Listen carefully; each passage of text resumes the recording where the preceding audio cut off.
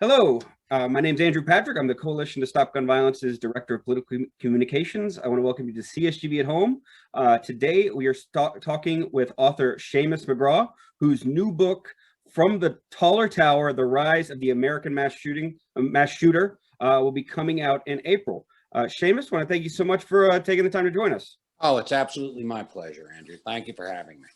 Wonderful. Well, I had the opportunity to read your book about the kind of almost the history of American mass shooters. We just had the anniversary of the Parkland shooting last week.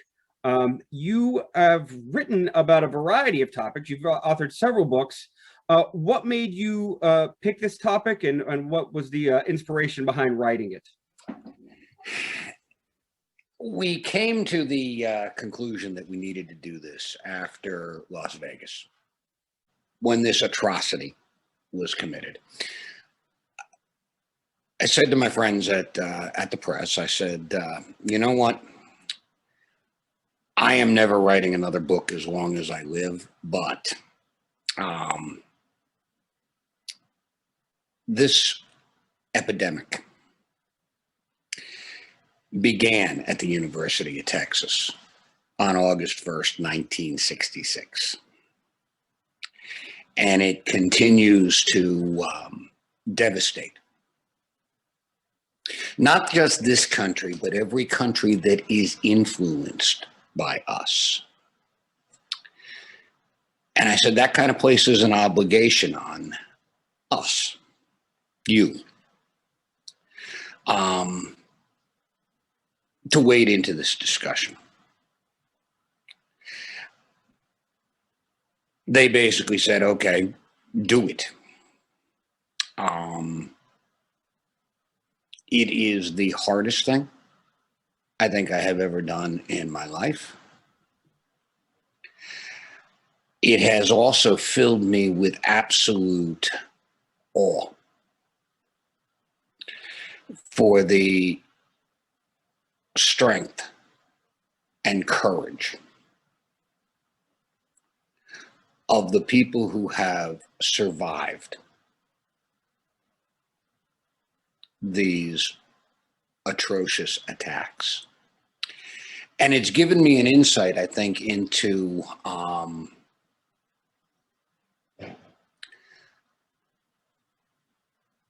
our modern American culture. We've seen these tragedies occur more often, become more deadly, have higher body counts. It's like we were saying. We are technologically proficient, Andrew, at producing weapons that kill in large numbers. And if that's the reason for the title of the book, as a matter of fact. If you turn around and look closely at what happened, no, not what happened. That's passive construction, and we've done way too much of that. What was committed, the crime, the atrocity that was committed in Las Vegas. What happened there was that we stripped away all the myths that we've created around this epidemic over 50 years and reduced it to its essence. A killer a murderer looking, it seems, for a record body count, simply killed more people from a taller tower with even more lethal weapons.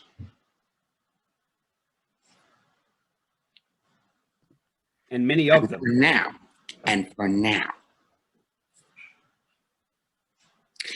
holds the record, because in our dysfunctional reaction, we tend to measure those things until the next comes along and breaks it. So in your research and going through these 50 years, of mass shooters. How would you say, like, even as recent as like kind of Aurora and the no notoriety idea came out of Aurora, the Teves who lost their son Alex started it and said stop glorifying. Like when Columbine happened, everyone knew the name of those shooters. When same with in University of Texas, everyone knew the name of that shooter. Now I don't know how many Americans would know the name of the Las Vegas shooter. Because we've changed the media and the way that we talk about this, like the Virginia Tech shooter, for example, since his pictures to NBC News, since the videos and everything, we wanted notoriety. It seems like we've moved to a place where the media is recognizing that just fuels future acts of horrific violence. Would you say that's the case in your understanding as you study? I agree with that 100%. The one of, I think, the most chilling aspects of this is at one point in the book, I turn around and as I examine these people, I suggest to you, I suggest to the reader that the thing about mass public shooters as we define them, the thing that's distinctive about them is that they're not distinctive at all. The thing that's distinctive about them is that they are just like us, only more so. Okay. And what I mean by that is this. In the period of time that has elapsed between the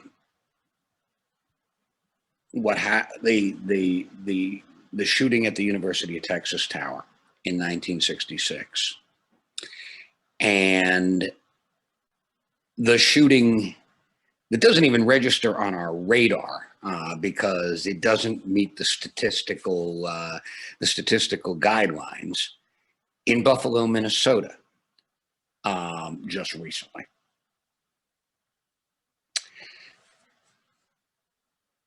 We have developed a culture that prizes a sense of victimhood,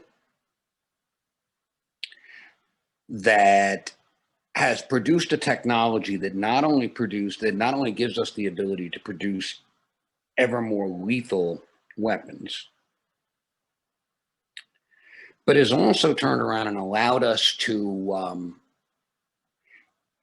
fester in swamps of our own choosing,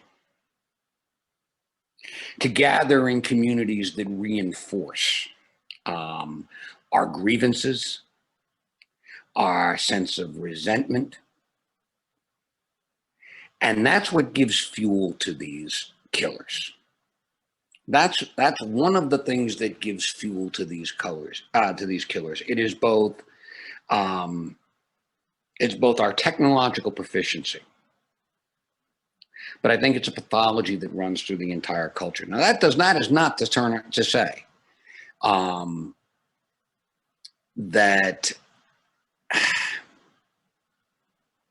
we're all potential mass shooters. I'm not suggesting that at all. This is a very, very, very slim cohort that we're talking about. The problem is it becomes ever more difficult to see them coming when we're all in that fog of war and peacetime.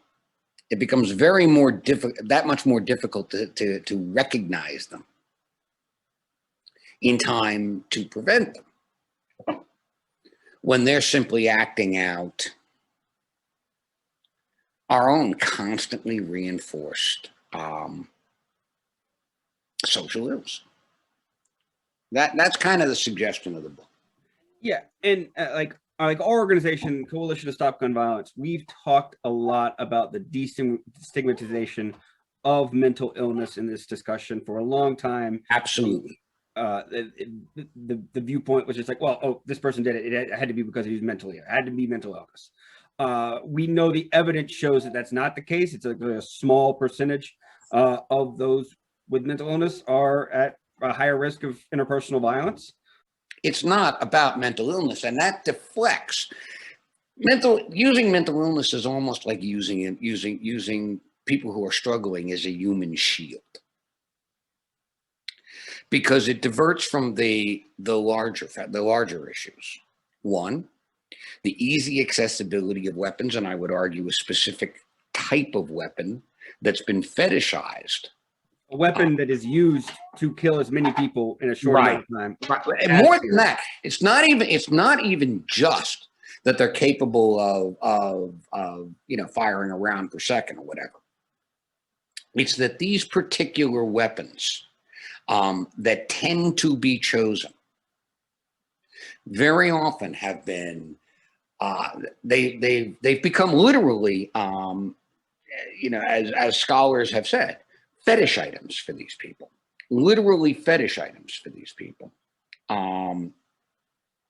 So it's not it's that by turning around and focusing on mental illness,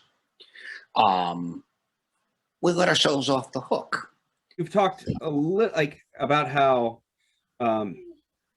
mental illness is used as a distraction or some way to, in many cases, to move away from the discussion of being able to have these types of weapons.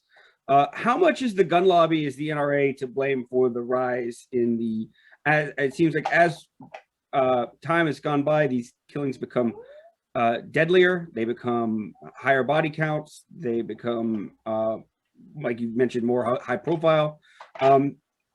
The inability of us at a federal level to deal with it, to pass laws like the assault weapons ban, how much has the gun lobby stood in the way? I think the gun lobby has stood in the way in a significant way. I wouldn't give too much credit to the NRA alone for that particular perfidious turn in our culture. I think to a very great extent, the NRA may be very near to being on the ropes, and all I can do is say I send my thoughts and prayers. That said, I think what they have done successfully is to, again, exploit that greater pathology in our culture. They have gone to a great length to make this a cultural issue. It's a reflection of the divisions. It's a reflection of the divisions that we have commoditized in this culture. So the NRA and the gun lobby, they've certainly exacerbated those cultural fractures in this country. They've certainly exacerbated them, but they didn't create them. They didn't create them. The only way, I think, we begin to address that is to recognize it for what it is. And it is a pathology that afflicts all of us. It afflicts the culture at large. Yeah, I mean, 40,000 gun deaths a year. Now, a small portion of those are mass shootings, but the mass shootings are what bring people to realize this epidemic and the way it exists in this country. And the very little, the weakness of our gun laws, how easy it is to get these weapons that you talk about that are so easy to kill people. And how, even where we have laws, how poorly enforced. I mentioned Buffalo, Minnesota the other day. Resources, yeah. There's a situation where you had a guy who was literally judged incompetent, who, in connection, by the way, with a restraining order against the very healthcare facility he attacked, killing 1 and wounding 4. And he was still granted a permit to purchase the handgun he used. And I would argue that you would not see a significant difference between that 67-year-old murderer, let's call him an alleged murderer at this point, in Buffalo, Minnesota, and the murderer at Tree of Life, or the murderer at Poway. Or the murderer not far from my home here in northeastern Pennsylvania, who a few years ago attacked and killed 3 at a township council meeting because he was told to pick up his trash. And that's why, I mean, our organization has been we helped create and build and pass these extreme risk protection order laws that hopefully can identify someone who is at risk of harm to themselves or others, remove guns from that situation before a tragedy occurs. There's not one in Minnesota. There's not one in Pennsylvania. There needs to be, like, I think there are 19 states and DC, but this is a law that can be a useful tool we know to prevent gun suicides, but also potentially mass shootings. And, you know, here's the thing, too, that to bear in mind. One of the reasons, obviously, one of the reasons we focus on mass public shootings as a culture at large is because they are massive events, high casualty events. But so many of the factors, and this is something I think we fail to explore sufficiently, so many of the factors that influence these mass shooters also influence others among the 40,000 you were referring to. Also influence some of the 23,000 people who committed suicide by gun last year.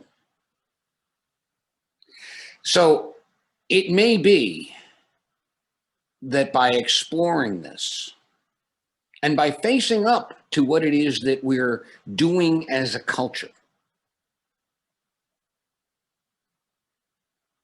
we can begin to address some of those deaths and injuries as well. And Andrew, I think it's probably important to note, you having read the book know this, okay? Some of your viewers may not.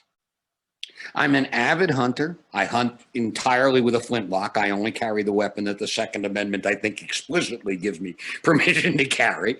But I am not anti-gun per se. But we do need, and I think it is crucial now, that we need to recognize that stiffer limitations are required in order to protect the rights, not just of the people who are killed by these atrocities, but also of gun owners themselves. If we continue to resist even the most basic and common sense provisions, even when they're somewhat inadequate, Maine's yellow flag law as opposed to the red flag laws being an example, it's not adequate to the task, but it is effective as far as it goes. As long as we continue to resist any kind of common sense approach to this, it's going to become that much more likely that our rights as gun owners are going to be jeopardized. And deservedly so, quite frankly. Yeah, I mean, we've seen a lot of states take action. Most of the action on this topic has taken place in the states in the years since Sandy Hook, and especially since Parkland. But like, we need action at the federal level. We need to start addressing this. This is overwhelmingly popular policies that are put out there. They are been proven to save lives in many cases. So, Seamus McGraw, I want to thank you so much for joining us. Well, thank you. My pleasure. The book, From the Taller Tower, The Rise of the American Mass Shooter, is out April 13th. And I just want to thank you for taking the time and speaking to us a little bit about this, and keep educating people. And that's how you change the culture around this issue. Yeah, and you know what? More of us, guys who own guns, guys who use guns. We need to be at the vanguard of this. We need to be at the vanguard of this. So if any of your viewers are gun owners, stand up. It's time for us to stand up as well. Awesome. Thank you so much. Thank you for taking the time, and best of luck to you. Thank you. Thank you. Thanks for having me.